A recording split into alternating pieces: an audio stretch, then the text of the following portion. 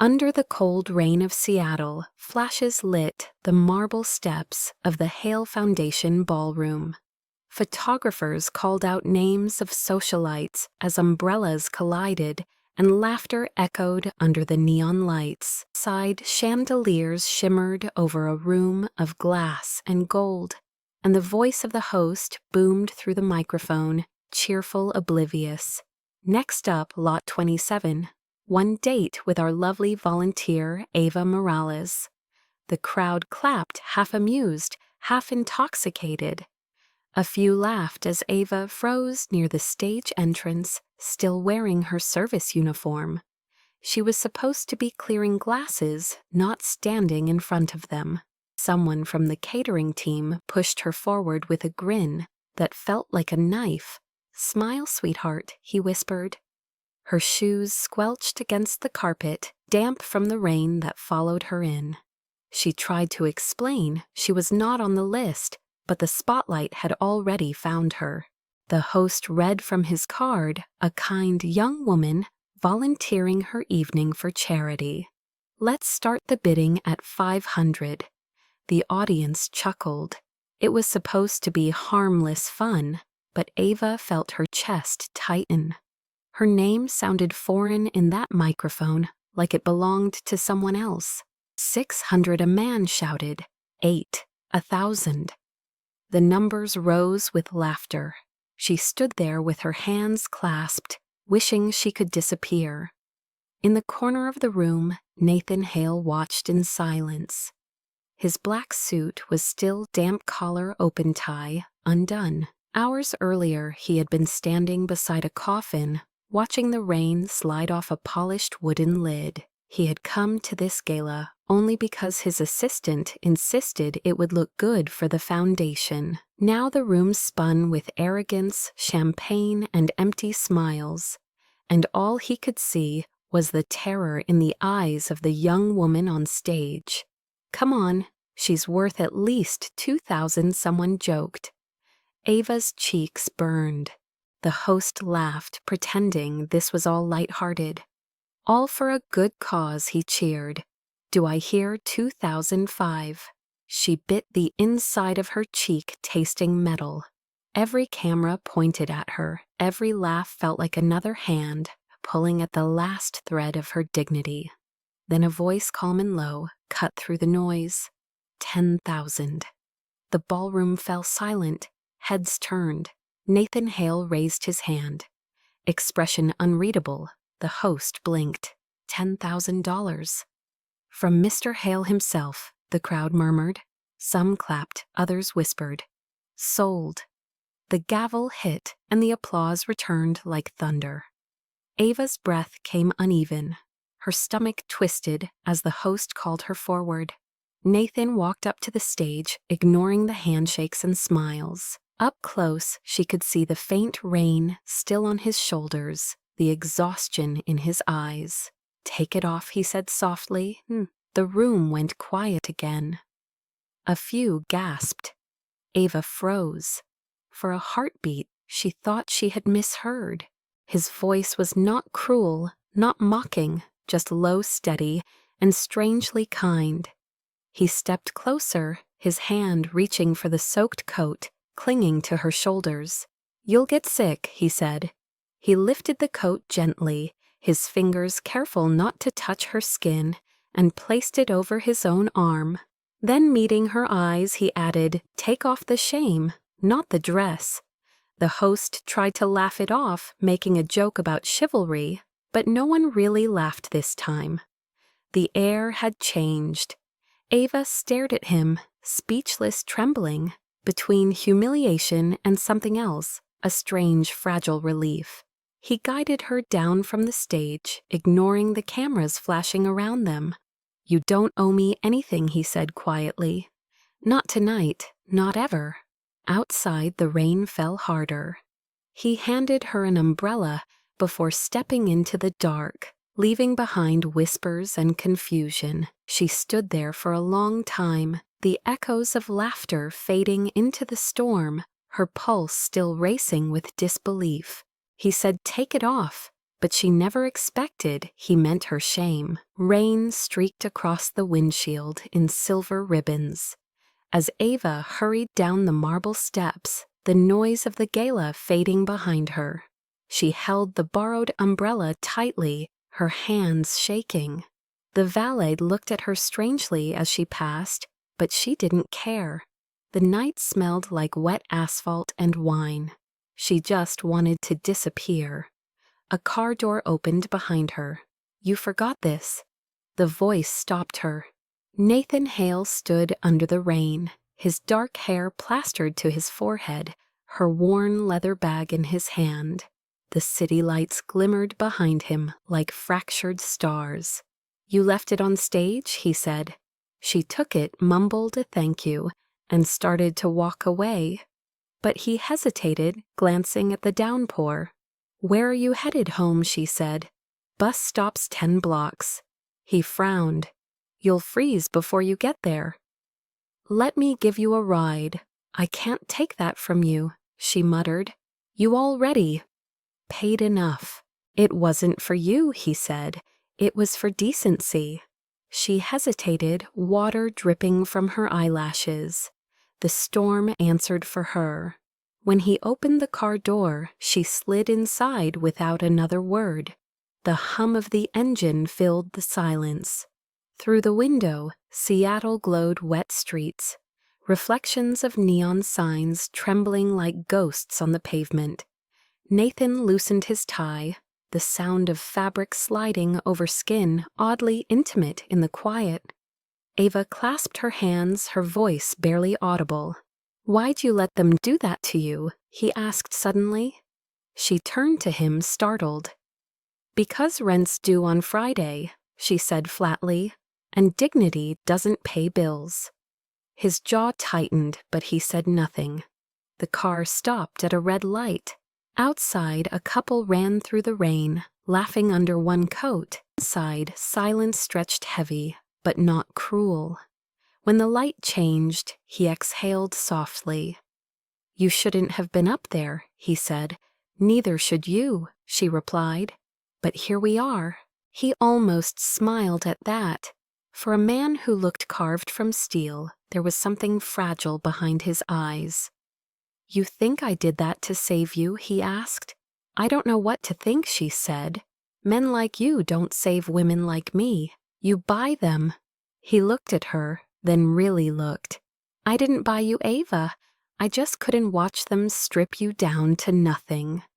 The sound of her name from his lips made her chest tighten. He said it softly, like it mattered. The car slowed as traffic thickened near the waterfront. Rain hammered the roof, filling the silence. Nathan reached for his tie again, trying to loosen the knot, but it caught on the damp fabric. She leaned closer before thinking, her fingers brushing his collar.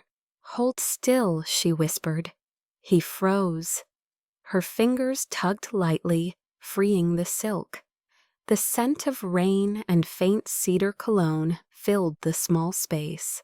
When she looked up, their faces were close enough for her to see the faint scar on his jaw, the way his eyes softened when he exhaled. The moment held quiet, suspended electric.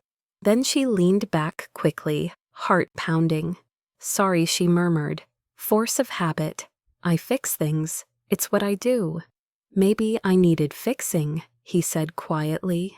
The words lingered. They drove the rest of the way in silence. When the car stopped outside her small apartment building, a crumbling structure with a flickering hallway light, she hesitated. The rain had softened to mist. She turned to thank him, but he was already holding out a business card. "If you ever want out of that world," he said, "call me." She stared at the card. "Why? Because I've seen that look before," he said. "The one that says you're surviving, not living." She swallowed hard, unsure if it was anger or gratitude that burned in her throat. "And what if I told you survival is all I have?"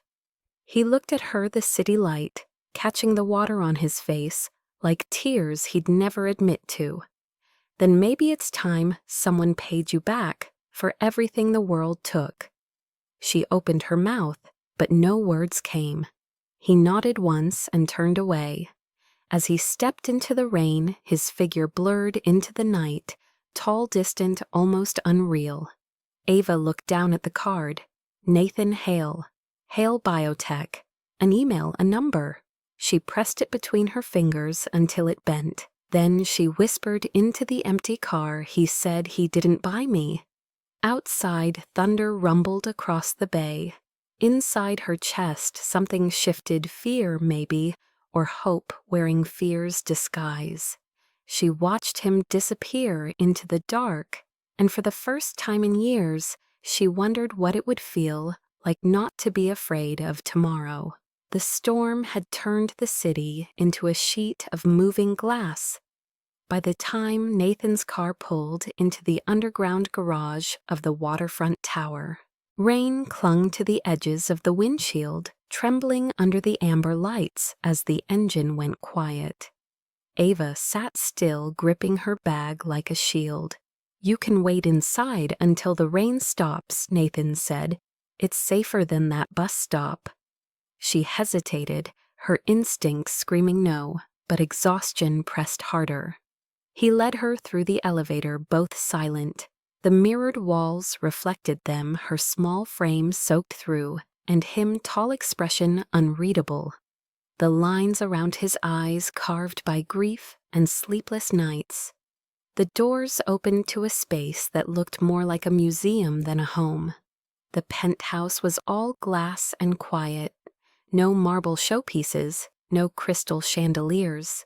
Only gray light and order. Floor-to-ceiling windows framed the soundless bay lights from the ferries flickering in the distance. "You can use the bathroom," Nathan said, setting his keys down. "There's a towel in the cabinet." She followed the direction. He pointed, feet sinking into a soft rug. Steam rose as she turned the shower knob, and when the hot water touched her skin, her body shook. She hadn't felt warmth in days. Through the sound of rushing water, she could hear faint music, piano notes, drifting from the living room. When she stepped out, wrapped in a white towel, she paused. Nathan was at the piano, his hands still for a moment, before pressing a slow, haunting chord. The sound was raw, imperfect, almost human. She whispered, "You play." He turned, slightly surprised. "Used to," he said, "before my wife died." Ava's throat tightened. "I'm sorry." "Don't be," he said softly. "You didn't break me." The fire in the hearth crackled, reflecting in the glass behind him. He gestured toward the sofa. "There's a sweater on the chair. It should fit." She picked it up. It was thick, soft-smelled, faintly of cedar and something that felt like memory. She sat across from him, tucking her legs under the fabric. "You live alone?" she asked. "For a while now. It's quiet." "That's the point," he said. "Noise makes grief worse." She nodded, unsure how to respond. The silence that followed was heavy but not cruel. "What about you?" he asked suddenly. "What makes you stay in that kind of work?" She looked down. "Because leaving costs more than staying. My mom's medical bills rent everything I owe. Deadline doesn't let you forget." He frowned. "Deadline. They help people like me work off their debt," she said. "They track hours, wages, even health. You sign up once, and it's like they own your life." Nathan's eyes darkened. "That company's been flagged before. You shouldn't have to live like that." "It's legal," she said bitterly. "That's what makes it worse." The rain deepened against the glass like applause from a cruel sky. He leaned forward.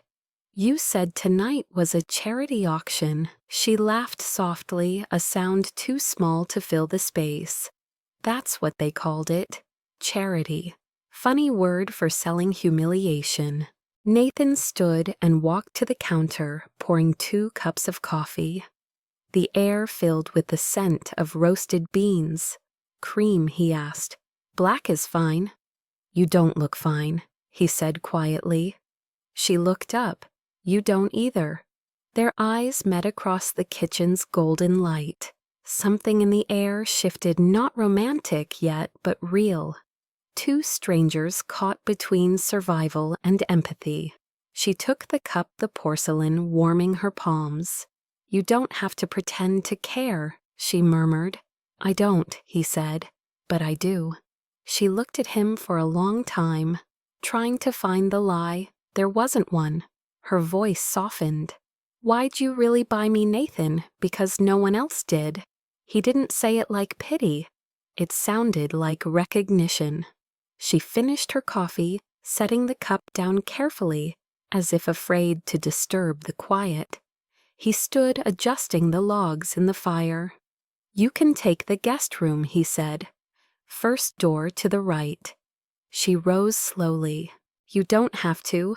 "I know," he interrupted, gentle but firm. "But it's raining and you're exhausted. You'll be safe here." She hesitated, then nodded. The guest room was simple, almost monastic. A single bed, a folded blanket, a small photograph on the nightstand, a woman laughing under sunlight. She recognized her instantly. "She was beautiful," Ava whispered. "She was," Nathan said from the doorway. "Her name was Miriam. You miss her every day." Ava turned to face him, her eyes soft. "Then why let a stranger stay in her house?" "Because you looked colder than I've ever felt." His honesty hit like warmth in the ribs. She wanted to thank him, but the words wouldn't come. When he left, she sat on the edge of the bed, tracing the threads of the blanket. Outside, the rain softened. In the reflection of the window, she saw a woman she didn't quite recognize. Barefoot, clean, no longer trembling. Not free, but not invisible either. Somewhere in the apartment, the piano began again, slow, uncertain, like someone relearning how to speak. She lay back and listened. For the first time in years, she didn't fall asleep afraid.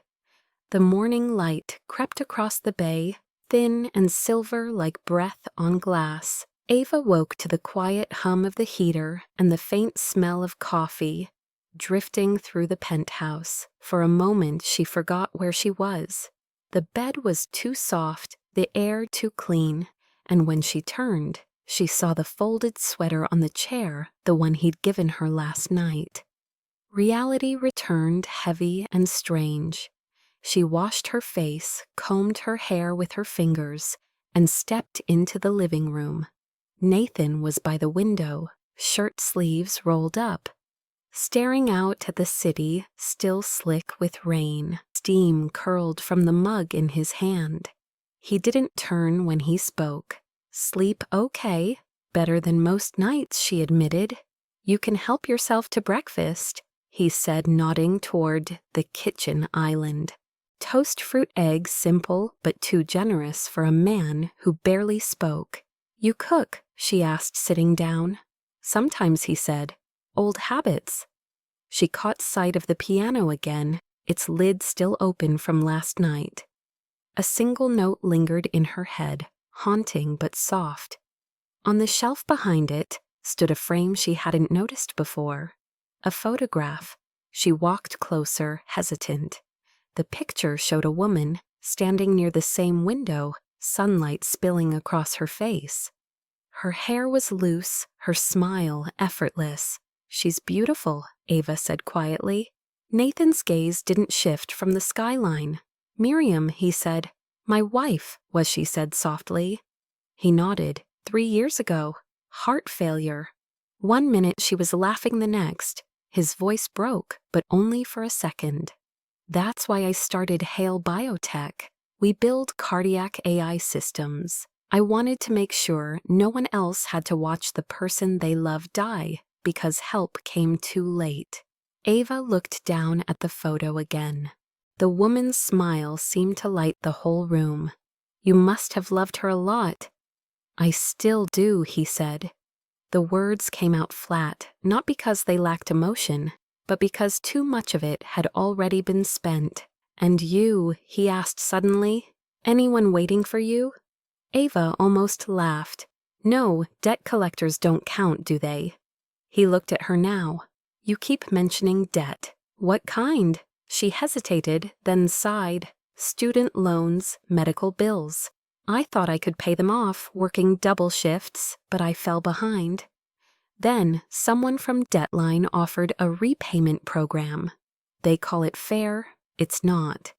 They implant a tracker, a chip under the skin, and monitor your hours. Miss a payment, skip a shift, they dock you double. You can't quit, not unless you pay in full."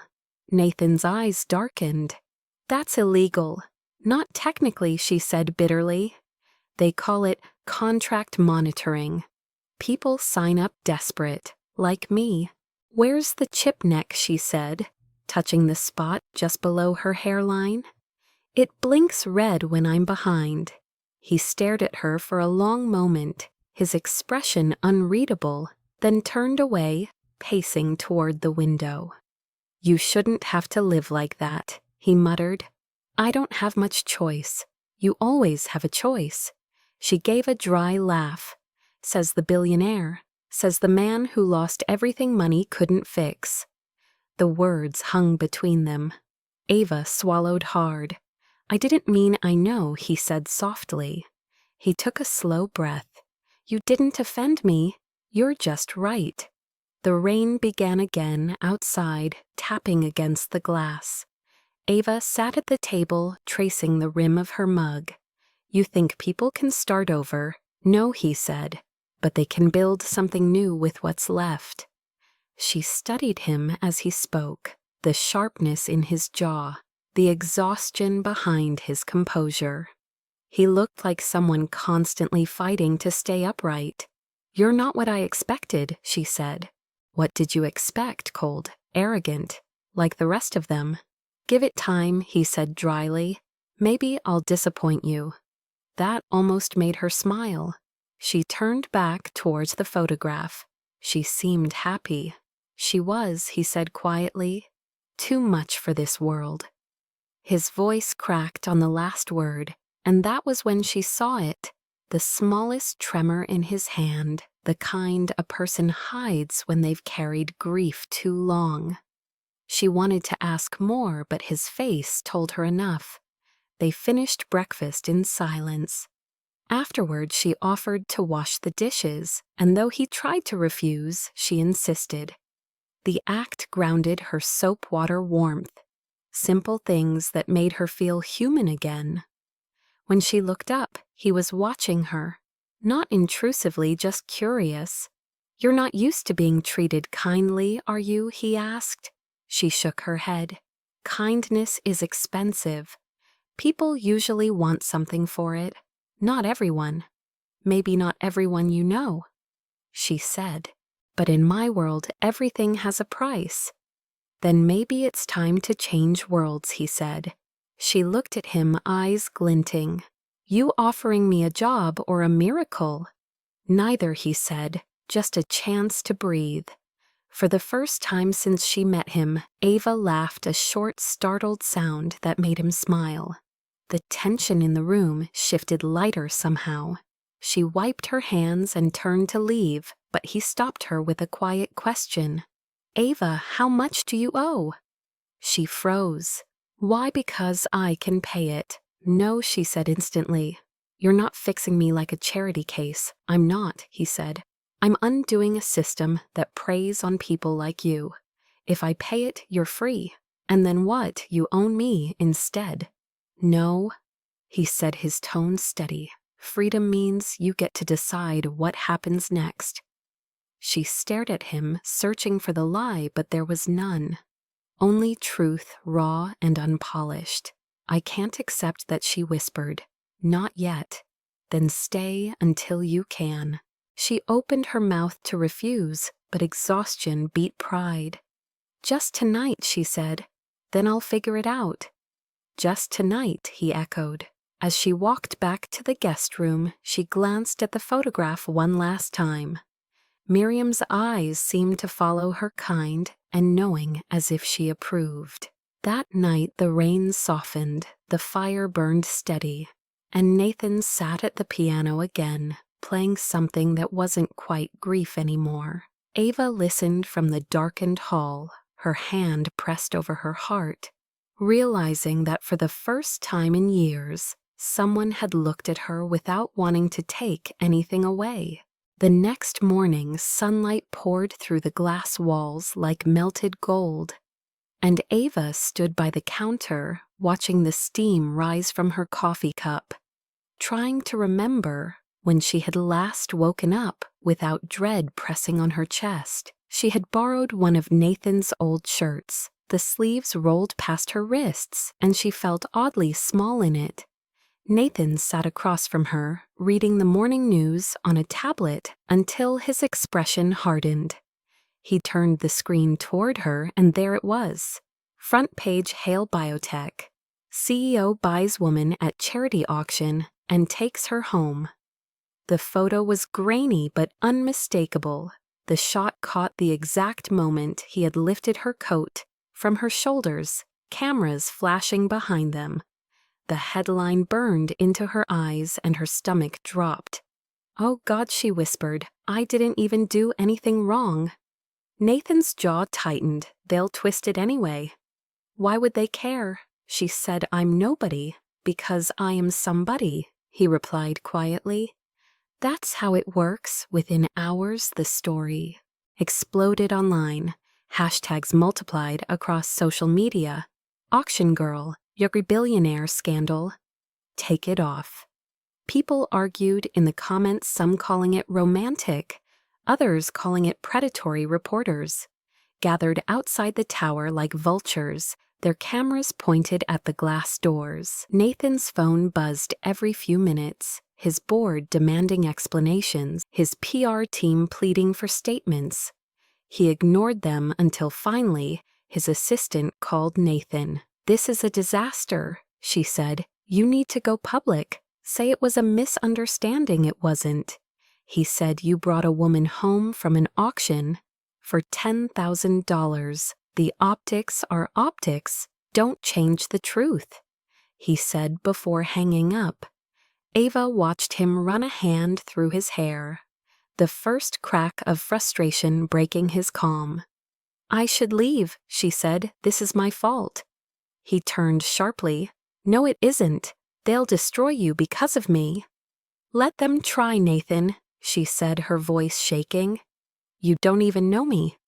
"I know enough," he said. "I know you didn't deserve what happened on that stage, and I won't let them turn it into something filthy." She looked at him, tears burning in her eyes.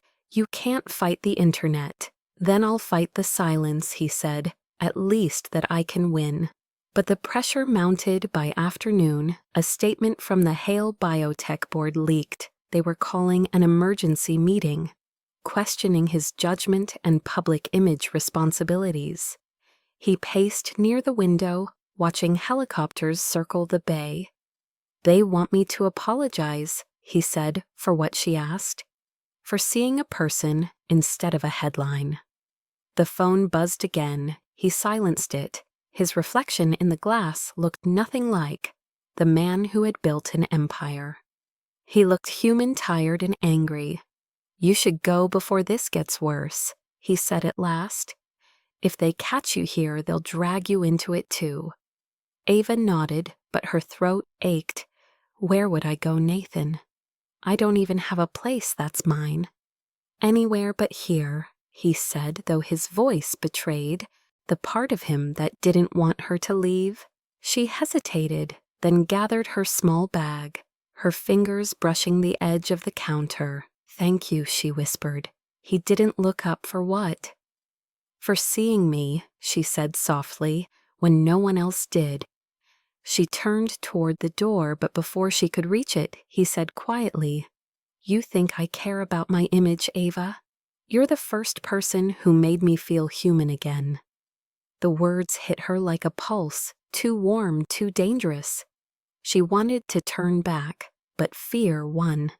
She left before the cameras could catch her stepping into the rain, pulling the borrowed shirt close around her body. As she disappeared into the gray city, Nathan stood by the window, his reflection fractured by the raindrops, his phone still buzzing behind him. By evening, every network carried his face. Commentators debated his fall from grace. Billionaire, hero, or hypocrite? One headline read, "Hail Biotech." Stock dropped 6% overnight. He ignored the calls from his board, the messages from investors. Instead, he sat at the piano again, his fingers pressing the same tired notes into the dark. The sound filled the empty room hollow, like an apology. The next morning, Ava saw his face on the cafe television while she poured coffee for strangers. Breaking news. Nathan Hale resigns as CEO of Hale Biotech. Effective immediately. She froze the cup overflowing onto her hand, the burn grounding her back in reality. Her coworker glanced up. Guess he couldn't handle the heat. Ava said nothing, but her chest hurt with something she couldn't name. She had run away to save him, and he had chosen to fall anyway. That night alone in her small apartment, she scrolled through the endless feed of opinions, strangers dissecting their story like it belonged to them.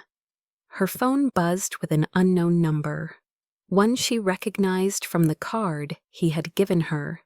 She didn't answer. She couldn't. She pressed the phone to her chest and whispered into the dark, "You didn't have to lose everything for me."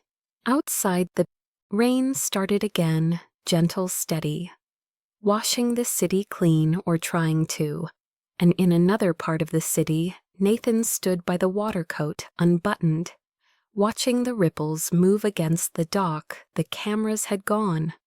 The world had moved on, but something in him stayed undone. He thought about the look on her face, the night she asked if he was buying her or freeing her, and he finally understood that maybe freedom was something you gave, without expecting it back. He turned from the water, heading home to the quiet penthouse that no longer felt like refuge, only echoing with the soft memory of her voice, saying thank you for seeing me. The city moved on faster than Ava could comprehend by the time the headlines died. She was just another face behind a cafe counter pouring coffee for people who didn't look up when she spoke. The hum of the espresso machine drowned out her thoughts. But sometimes when the morning light hit the glass, she swore she could still see his reflection beside hers. Nathan Hale had vanished from the public eye, the billionaire who bought a woman at a gala and lost everything for it. Now just another whisper in corporate circles, rumor said. He sold his shares. Rumor said he left the country, but one rainy afternoon when she wiped down the tables and looked up at the television, there he was walking, out of a courthouse flanked by lawyers. No tie, no arrogance, just quiet resolve. The caption read, "Nathan Hale officially steps down from all Hale Biotech positions effective immediately." She dropped the cloth, her chest tightening. He'd done it. He really let it all go. She finished her shift, barely speaking to anyone. Later, sitting on the steps behind the cafe, she lit a cheap candle from the dollar store and whispered to the wind, "You didn't have to do that for me." But she knew he had. The next weeks passed quietly. She rented a small room above the shop, spent her evenings sketching ideas for a new life. Barista tips weren't much, but they were honest money. Still, the debt hovered like a shadow she couldn't shake. Every few days, an email from Deadline appeared in her inbox. Cold reminders about repayment balances and penalties. One night, a strange man entered the cafe just before closing time. Tall in a cheap suit, with eyes that never stopped moving. "Ava Morales," he said. Her hands froze around the mug. "Who's asking old acquaintance from Deadline?" he said, smiling too wide. "You've been hard to find. I left the program months ago." So did a few others. They didn't end well. He leaned closer. You're still marked, you know? Marked, that little chip in your neck. They don't deactivate it just because you stop. Showing up, they're still tracking you. Clocking hours, counting days. You can't run from data, sweetheart. He turned to leave, dropping a card on the counter. Tell your friend Nathan if he wants to play hero again. He better watch where he steps when he was gone. Ava's hands trembled. She ran to the restroom, pulling her hair aside in the mirror under the pale light. She could just see it, a faint red pulse at the base of her neck. The device Deadline had implanted to monitor her labor hours. It was still alive, still binding her. She sank to the floor, shaking with anger and fear. How could she ever be free if the world had already branded her property? She didn't sleep that night. Every sound outside felt like a footstep, every shadow like a watcher. The next morning she walked to the river, the same river that ran past his old penthouse. The sky hung low and gray, seagulls slicing through the mist. She stared at the water, whispering to no one. You said I had a choice, but even freedom has fine print back. At the cafe, life went on. Regulars ordered the same drinks. Laughter rose and fell, but her thoughts stayed far away.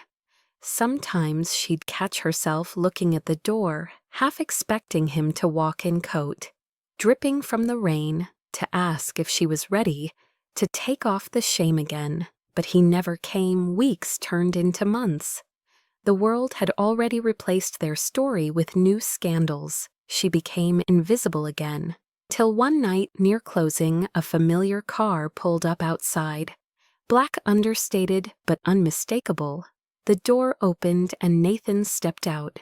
His hair longer, his face thinner, his eyes still the same. She froze behind the counter, heart hammering as he entered, the bell above the door, chiming softly. You shouldn't be here, she said, but her voice betrayed her relief. I had to find you, he replied. Deadline isn't done with you, she frowned. What do you mean? They still have the chip. I saw the signal when I ran a systems audit. They're using employee trackers to collect data illegally. They can monitor everything from your pulse to your location. I couldn't stay silent, Nathan. You resigned. You can't just, I didn't stop being who I am. He said, I used the time to investigate. I can get it out, but I need your trust. She wanted to say yes, wanted to believe him, but fear wrapped around her like a chain. And if they find out, they already have, he said, his voice low. They sent someone to warn me last week that if I didn't stay out of it, they'd leak your file. She stared at him, stunned. Why would you risk yourself again?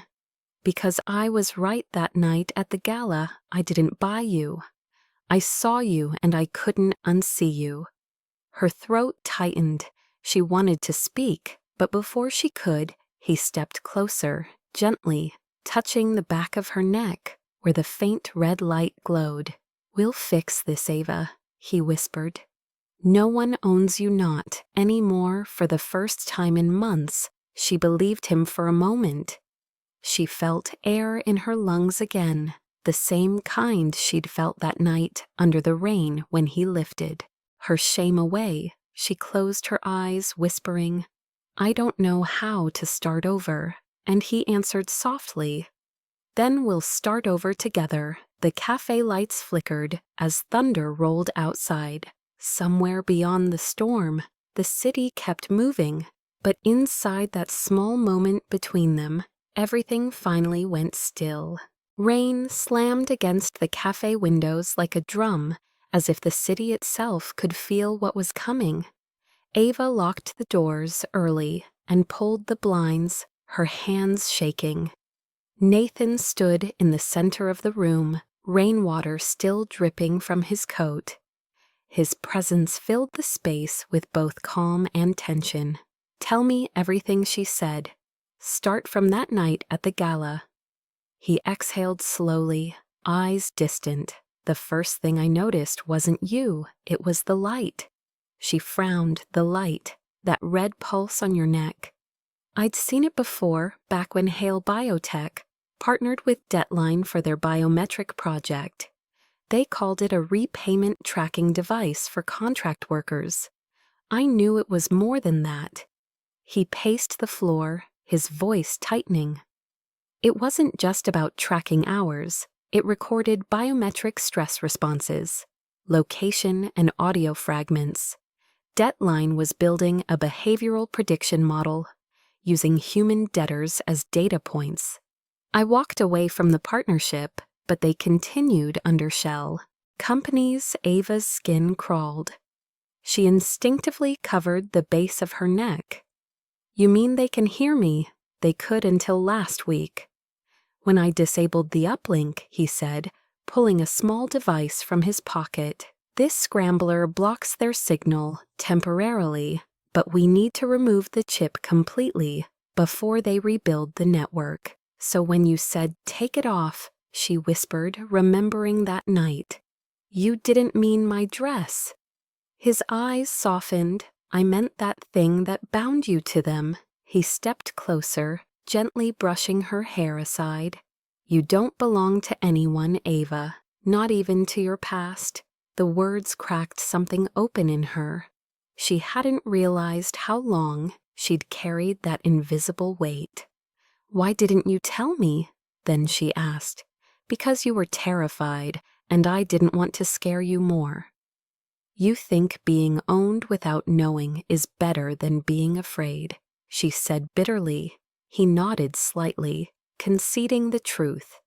No, I think being given a choice is better than being forced into it. Silence pressed between them, the hum of the espresso machine, the rain a metronome of tension. So what, now, she asked. We go to my lab, he said. I still have access to the biometric vault. I can extract the chip safely. It's risky, but if we succeed, they lose their evidence and their leverage. And if we fail, they'll know we're coming. Outside, thunder cracked so loud, the lights flickered. He glanced at her. You trust me, I shouldn't, she said, but I do. They left through the back alley, rain soaking through their clothes as they ran toward the car. The city alive with sirens and neon. By the time they reached the private facility near the docks, midnight had swallowed the skyline. Nathan keyed in a passcode and the steel doors hissed open. Stay close, he said. The lab was dimly lit, rows of machines humming softly, their reflections shimmering on the floor. He motioned for her to sit on a table. It'll only take a minute, he murmured, setting up the scanner. The green light pulsed over her neck. There it is, he said, subdermal near the artery. Tiny but active. Do it, she whispered. He hesitated. This will hurt. Do it anyway. He sterilized the area and used a precision extractor. The faint sound of metal against flesh made her wince, tears springing unbidden as he worked carefully, blood beating along her collarbone. Almost there, he said quietly. Then the monitor blinked red, signal spike. They know we're in. The lab lights flashed warning alarms, echoing through the corridor. Nathan, she gasped. Almost done, he muttered, pressing deeper with the tool until a small metallic fragment clinked into the tray. The red light on her neck faded to nothing. Got it, he said, breathless.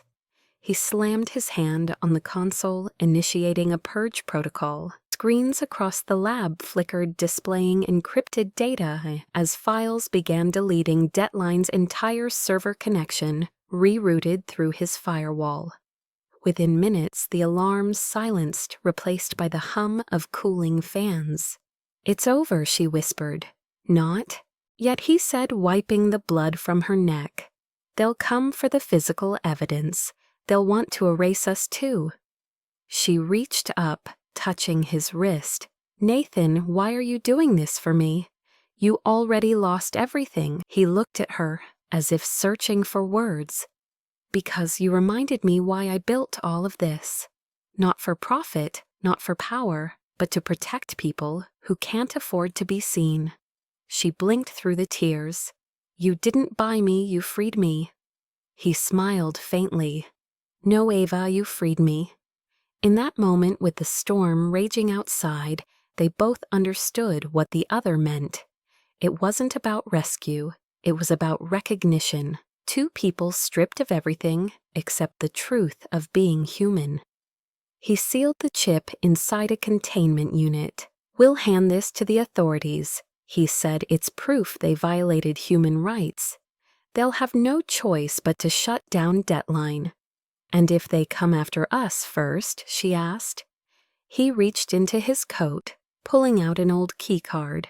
Then we disappear for a while. Noah's safe house by the bay. She stared at him, chest rising and falling. You planned this, didn't you? I planned to survive long enough to make things right, he said softly.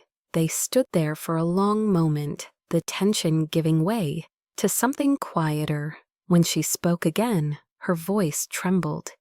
You said take it off, but I didn't know it meant this. He looked at her, the faintest smile touching his lips. Freedom was never about clothes, Ava. It's about the weight you stop carrying. She stepped closer, close enough to see the exhaustion etched around his eyes. Then what now? Now, he said, we take back everything they stole from us both. Outside, the rain eased to a whisper, the first streaks of dawn bleeding into the horizon. And for the first time, the world didn't feel like a cage anymore. It felt like a beginning. The night should have ended there, but fate was never done with those who dared to defy it. Hours after they escaped the lab, a report leaked online. A warehouse fire on the east side of Seattle tied to Deadline's data division. The building was already burning when the news broke. Orange light carving against the skyline, Ava stood in Nathan's car, her reflection trembling in the window. That's them, she whispered. They're destroying the evidence. Nathan gripped the wheel jaw clenched.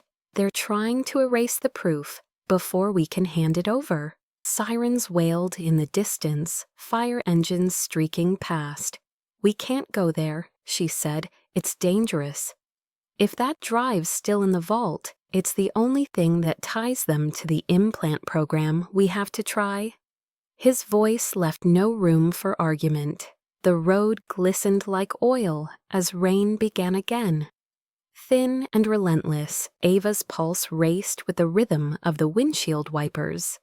When they arrived, smoke towered into the sky, thick as night itself flames, licked the metal frame. The smell of burning chemicals stung her lungs. Nathan, please, she begged. We'll die in there. He turned to her, his face illuminated by the inferno. You said once that dignity doesn't pay bills. Maybe it can save lives instead. He squeezed her hand, then ran toward the entrance without waiting. She cursed under her breath and followed, pulling her sweater over her mouth. Inside was chaos.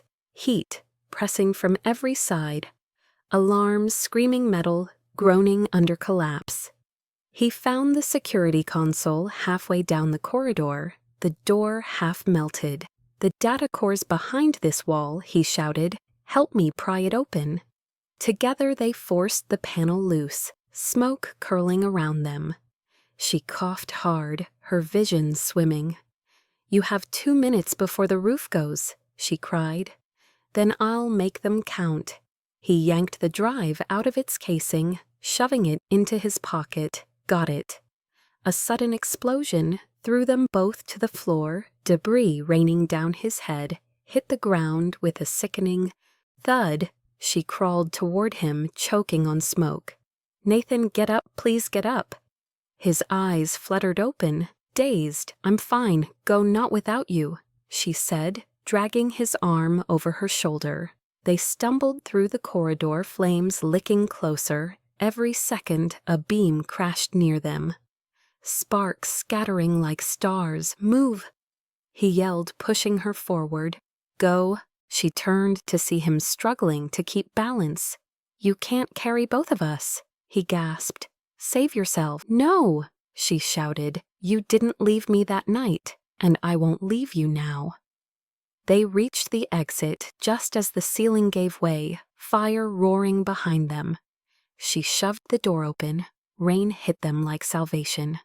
They collapsed on the pavement, gasping for air, drenched in both water and ash. Nathan coughed blood, splattering the concrete. You shouldn't have come back, he rasped. She caught his face between trembling hands. You said to take off my shame. Remember, I'm not leaving you in yours. For a second, the rain softened around them, like the world was holding its breath. She pressed her forehead against his, the city sirens fading into the background. You're an idiot, he whispered. You're alive. She shot back. Paramedics arrived moments later, the chaos blurring into red and blue lights. They were lifted onto stretchers side by side as the building collapsed behind them, the glow reflecting off the wet asphalt. In the ambulance, she clutched his hand. We got the drive, didn't we? He nodded weakly. It's safe, then it's over, she said, trying to smile. Not yet, he murmured. They'll come after the next name on the list, but at least now the world will see. Her vision blurred, the adrenaline fading. Don't talk, just rest. Ava, he said, barely audible, if something happens, promise me you'll keep going. Start the foundation we talked about. Give them back their freedom. You're not dying, she snapped, but her tears betrayed her. He gave a faint smile. It's just smoke, not death. I've already survived worse. She squeezed his hand until they reached the hospital. Bright white lights cutting through the haze. Nurses pulled them apart, and for the first time she felt truly afraid. Not of the world, but of losing the one man who made it bearable. She sat in the waiting room, her clothes soaked her mind, spinning news alerts popping on her phone. Live update, hail biotech. Whistleblower rescues, woman from. Deadline fire footage captured the moment they escaped the burning building. And for once, the narrative wasn't cruel. People were calling him a hero, not a scandal. Hashtags shifted. Take it off now. Trending again, but with words like courage, freedom, truth attached. When the doctor finally came out, his tone was calm. He inhaled a lot of smoke, but he'll recover. Relief broke through her body like sunlight. She sank into the chair, laughing and crying at once. Hours later, she entered his hospital room. He was asleep, his face pale against the pillow. She brushed a strand of hair from his forehead, whispering, You didn't buy me. You saved me twice. He stirred, eyes opening faintly. Did we make it? We made it, she said, smiling through tears, and the world knows who the real villains are. He smiled weakly, then it was worth it. The rain outside had stopped leaving, only the quiet hum of machines and the promise of morning. She sat beside him, holding his hand, refusing to let go. Somewhere deep inside she knew that this was the fire that would cleanse them both, not destroy them. In the distance, dawn began to break over Seattle, a soft glow spreading across the city, as if forgiving it for its cruelty, and for the first time in her life, Ava believed in something more than survival. She believed in second chances. 1 year later, the city had forgotten the fire, but not the story that came from it. Nathan Hale was no longer the man on magazine covers. He was something quieter, something real. The Freedom Foundation had risen from the ashes of Hale Biotech. Not a corporation, but a movement built on what he and Ava had almost died for. The office was small, a converted library near the waterfront with old wood floors, and windows that let in the morning light. Ava stood at the podium, her voice steady, as she addressed the room full of women, and men once trapped in the same system that had owned her. This foundation exists because people believed freedom should come with a price tag. She said, "Today, we take that price off the shelf forever." The audience erupted in applause. Nathan watched from the back row, leaning on a cane, the scar near his temple barely visible now, pride softening his face. When she caught his gaze, she smiled and the world seemed to pause for a heartbeat. After the speech, she found him near the hallway holding 2 cups of coffee. "You still make it too strong," she teased. He smiled. "Some habits survive everything. You shouldn't be on your feet this long," she said. "The doctors said I've heard enough doctors for a lifetime." He interrupted gently. "Besides watching you up there, healed more than any hospital ever could." She blushed softly. "I didn't do it alone. You did the hard part," he said. "You stood in front of the same world that once auctioned you off and made them listen." She looked out the window at the crowd gathering outside, reporters flashing cameras, volunteers holding signs. "Freedom has a name." "It's strange," she whispered. "I used to think being invisible was safe now. Every time someone says my name, it feels like a new kind of weight." "It's not weight, Ava," he said. "It's proof you exist." Later that evening, they returned to the Foundation's gala, a modest one this time, held in a community hall, not a glittering ballroom. The walls were lined with photographs of survivors and advocates, people who had found their voices again. Each image told a story, one of loss, one of courage, and one of rebuilding. Nathan took the stage, his voice calm, steady. "A year ago, I was a man defined by what I owned today. I stand before you, defined by what I gave up and what I found in return." He turned toward her. "Ava Morales taught me that freedom isn't granted by power. It's built by compassion and courage, and sometimes by fire." The room went silent, the kind that carried reverence more than awe. Then applause thundered around them, but Nathan only looked at her the same way he had that night under the rain when everything changed. After the event, the 2 of them slipped outside. To the dock, the same bay that had once reflected flames now shimmered with city lights. Ava leaned against the railing, the cool breeze lifting her hair. "Do you ever miss it?" she asked. "The company, the headlines, the life you left behind." "Sometimes," he admitted, "but mostly I miss the man I pretended to be because he was easier to understand than the one I became." She nodded. "I miss the girl who didn't know how much she was worth." "I don't," he said, "because she became the woman who changed lives." The words hit her heart with quiet force. "You really think that's what we did?"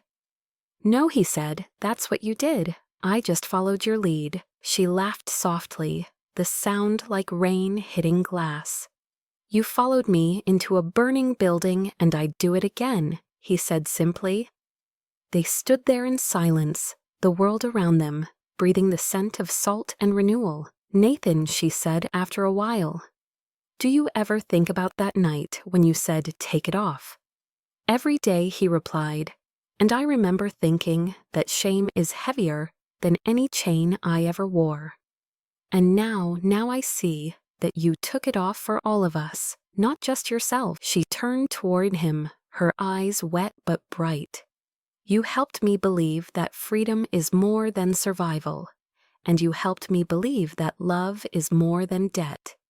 For a moment, neither spoke. He reached into his pocket, pulling out a small pendant the size of a coin. It was silver-shaped like a tear engraved with a single line of code from the old chip. "I kept a piece of it as a reminder," he said, placing it in her palm. "We took something meant for control and turned it into proof of choice." She closed her fingers around it. "It's beautiful, so are you," he said. before he could stop himself, Ash looked up. Their eyes met, and whatever distance had remained between them dissolved. Nathan, she whispered, what happens next? He smiled faintly. Whatever we choose next time, no one will be auctioned. No one will be bought, only chosen. The air shifted around them, the tide rising soft waves, catching the moonlight. She reached for his hand, lacing her fingers through his, and for once there was no audience, no fire, no storm. Just two people who had walked through everything and come out whole again. When she rested her head on his shoulder, the city seemed to sigh in relief, as if even the wind knew it was witnessing something sacred. In the distance, a church bell rang, marking midnight and the beginning of everything new. He turned to her, voice low. He said, take it off. And this time you took off the world's silence. She smiled through tears and gave it back a voice. They stood together under the night sky, not heroes, not victims, just free at last. Morning rose over the bay, like a secret whispered to those who had survived it. The kind of dawn that doesn't shout, but simply arrives, gentle, patient, certain. The house they had built stood near the edge of the water, pale wood and glass, surrounded by lavender fields that caught the wind like soft applause. Ava stepped outside, barefoot, mug in hand, her hair catching the light. She breathed in the scent of salt and flowers, and for the first time in years, she didn't feel the need to check over her shoulder. The city's hum was far away now, replaced by gulls and quiet waves. Nathan stood by the porch, fixing a loose railing. His sleeves rolled up, sun glinting off the faint scar near his temple. He looked up as she approached. You're supposed to be resting, she teased. You sound like my doctor, he replied. You're worse than your doctor, she said, smiling. He doesn't scold you with coffee in his hand. That's because he doesn't know how to make it the way you do. Too strong as always keeps me honest, he said, setting down the screwdriver. The silence that followed was soft, not empty, just full of things that no longer needed to be said. They had survived the fire, the trial, the headlines that followed. When Deadline's executives were exposed and imprisoned, the footage from the warehouse became evidence, and Nathan's testimony dismantled the system that had enslaved thousands. The Freedom Foundation grew faster than they imagined becoming, a refuge, a promise. Ava took the lead, public face calm and steady, while Nathan preferred the background writing grants and coding new systems to protect workers' rights. They had found balance somewhere between purpose and peace. Ava sat on the porch rail, watching the sunlight scatter across the bay. Do you ever miss the noise? She asked. Which one, the applause or the chaos?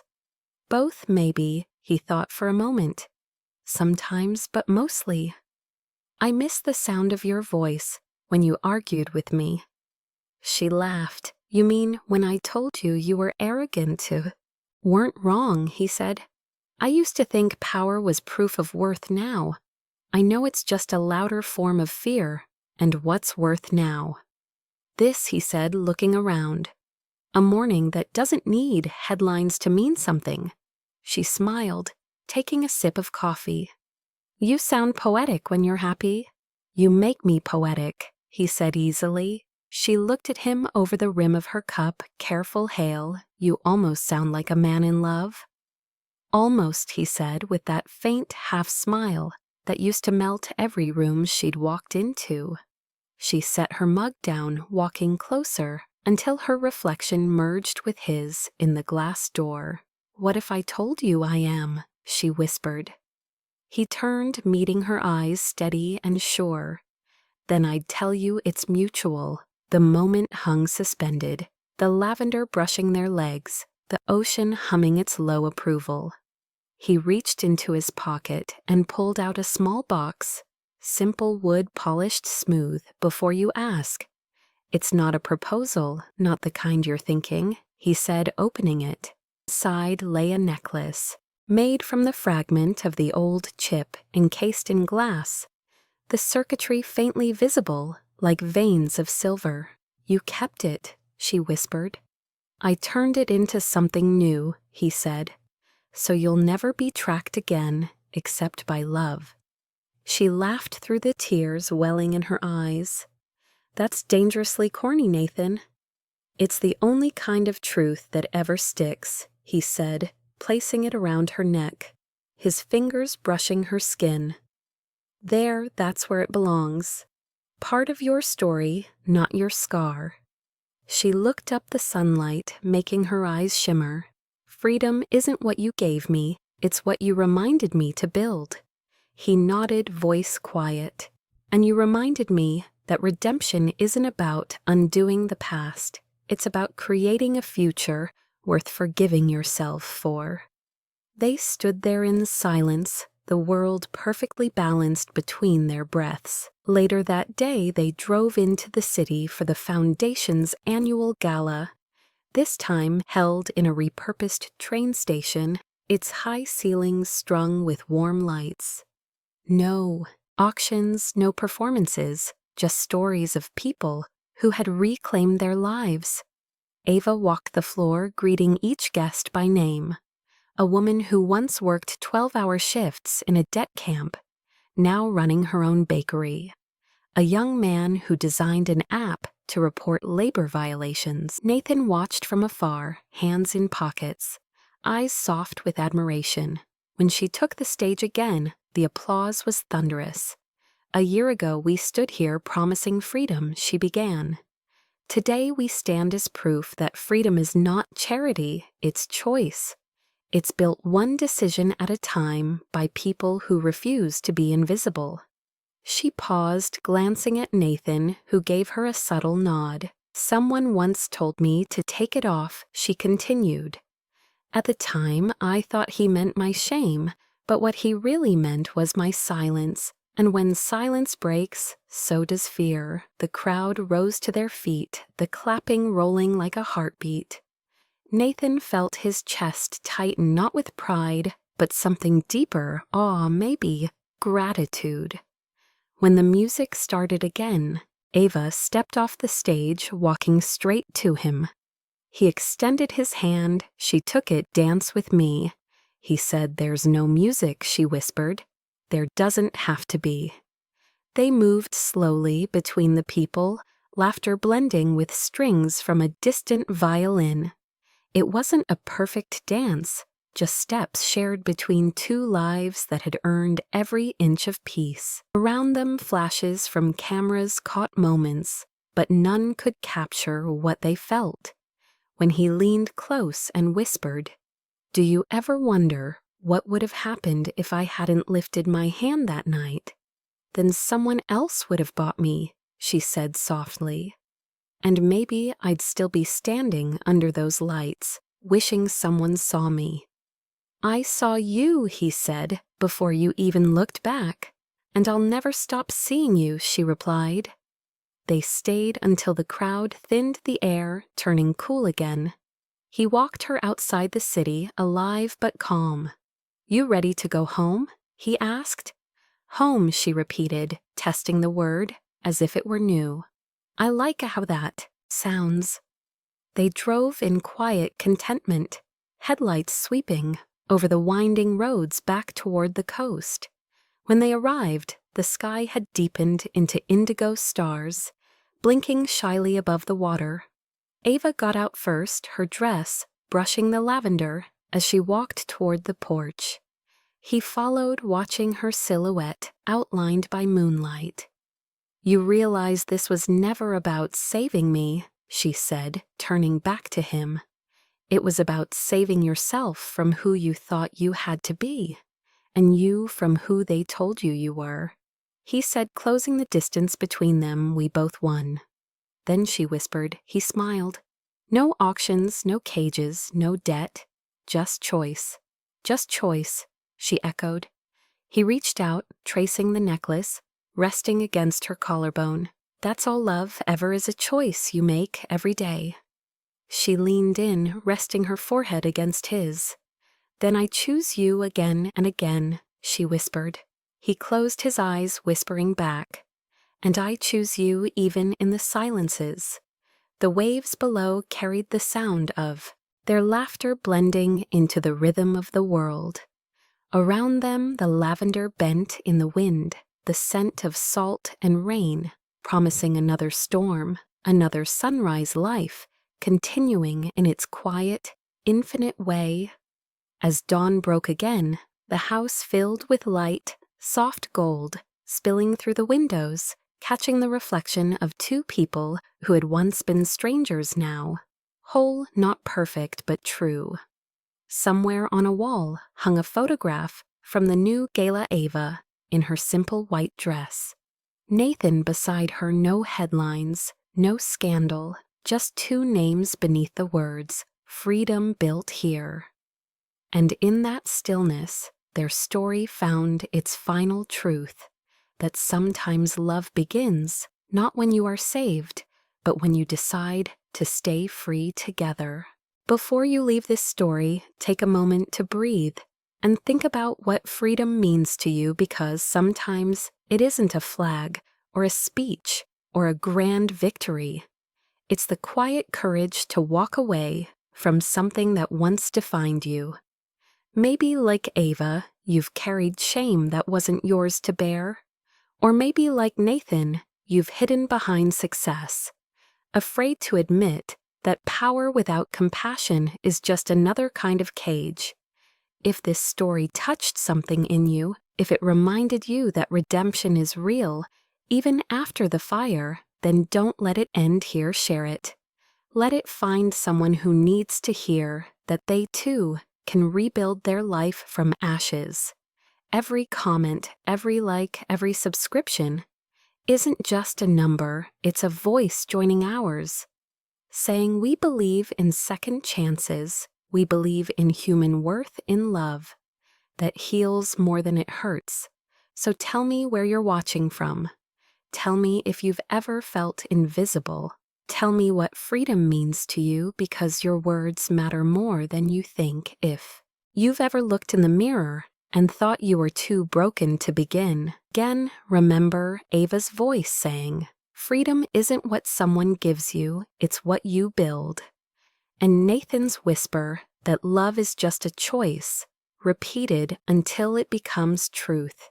Maybe today you can make that choice for yourself too. Choose kindness when bitterness feels easier. Choose honesty when silence feels safer. Choose hope when the world tells you it's foolish. And if this story stirred your heart, then help it reach someone else. Click, share, subscribe. Join this little corner of the world where we tell stories not just about billionaires or survival, but about humanity, about the fragile, beautiful way people fall and rise again. And if you've been following this far, thank you for staying. Until the end, it means you see what we're trying to build, a community that believes that no one is too lost to be found and no one too small to be seen. Drop a comment below with the words, "I choose freedom," so I'll know you're part of this story too, because every time one of you says it out loud, it becomes real again. Somewhere, someone who thinks they're alone will read your comment and realize they aren't alone at all. We started with a girl standing under harsh lights and a man who had everything but peace. We end with two people who learned that love and dignity can survive anything, even fire. So before you go, hit subscribe, share this with someone who needs it, and remember the moral of their story, and maybe of ours too. The world will always tell you what you owe, but only you can decide what you're worth.